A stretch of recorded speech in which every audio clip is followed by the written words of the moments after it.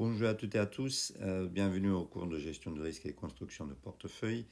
Euh, nous allons continuer le chapitre stratégie dynamique du portefeuille. Nous avons déjà discuté de stop loss et aujourd'hui on va discuter de deux stratégies qui s'appellent CPPI et Constant Mix.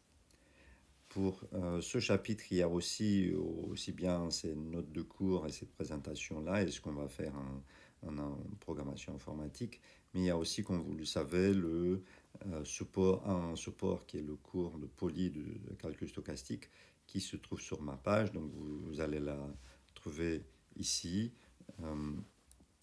Et le chapitre concerné, c'est celui-là, assurance de portefeuille, stop loss et CPPI. D'accord, vous ouvrez le poly à cette page et il y aura une bonne partie de ce qu'on va dire. Il n'y aura pas le constant mix par contre. Très bien. Donc voyons du petit rappel de qu'est-ce qu'on a déjà vu. L'idée donc pour le CPPI, c'est Constant Proportion Portfolio Insurance. C'est que nous avons une certaine somme sur gestion qui s'appelle VT avec une contrainte. Le client veut toujours avoir au moins P indice T ou P à l'instant T argent en portefeuille.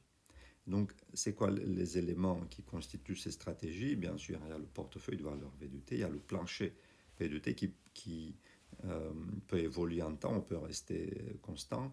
Assez souvent, P de T, c'est une évolution sans risque. Il y a le coussin qui est la quantité qu'on peut risquer d'une certaine manière. Et là, on entre dans les spécificités de ce portefeuille. Il y a le multiplicateur.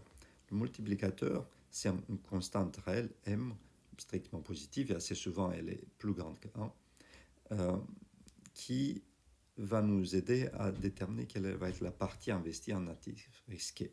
Donc, la partie investie en actifs risqués, donc c'est le X de T, va être M fois C de T. Donc M fois le coussin. Et la partie monétaire, c'est ce qui reste. C'est le portefeuille, là, la valeur V. Donc la partie monétaire, c'est M, c'est V moins X.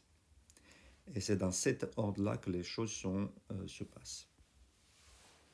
On a vu déjà un exemple numérique. Je ne vais pas insister, je vais juste rappeler les conclusions. Donc, on a vu l'exemple où on part de 100 euros, le M égale à 5, le plancher, évolue à partir de 90 avec un R égale 0, ça veut dire qu'en fait il n'évolue pas, donc on peut tout de suite écrire que dans ce cas-là, donc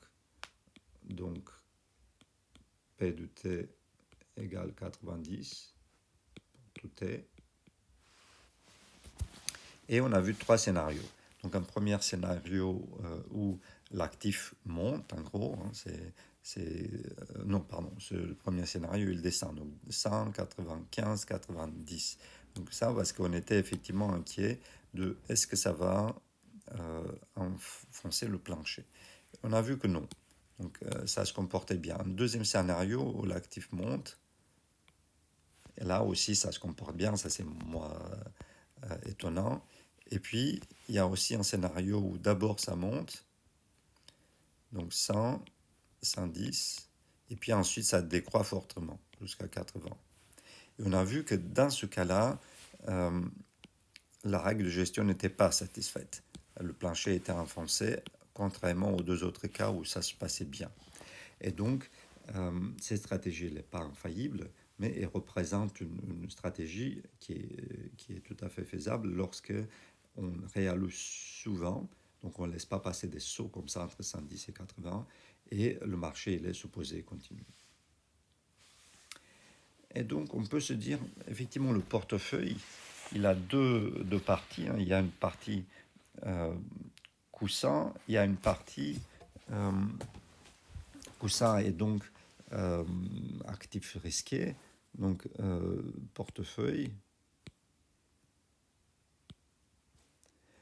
Il est composé d'une P de T qui est le plancher sans risque, C de T coussin, c'est la partie risquée. Mais elle n'est pas risquée directement. En fait, l'implémentation, vous avez vu, c'est à travers le M et le X qui sont, voilà, qui ont certaines relations. Ce n'est pas une implémentation directe. Très bien. Et donc, la question ici, c'est quelle est l'évolution de C de T? Parce que formellement, le portefeuille se comporte comme s'il avait deux parties. Un coussin qui évolue, on ne sait pas comment, et un plancher qui est donc l'actif qu'on peut supposer, c'est un risque. Donc on dit P de T, ça va être P0 exponentielle de RT. C de T égale quoi? C'est ça la question. Et donc, quelles sont les hypothèses? On va rappeler juste que l'actif risqué, donc le S de T, on va supposer qu'il est un actif de type Black-Scholes. Donc, DST sur ST égale mu dt plus sigma dWt. Ça veut dire rendement log normal. Alors, on peut se poser la question, quel est le rendement de l'actif C, de la partie C de portefeuille? dC de T égale combien? Et c'est là où on a fait notre petit calcul. On va revenir dans la deuxième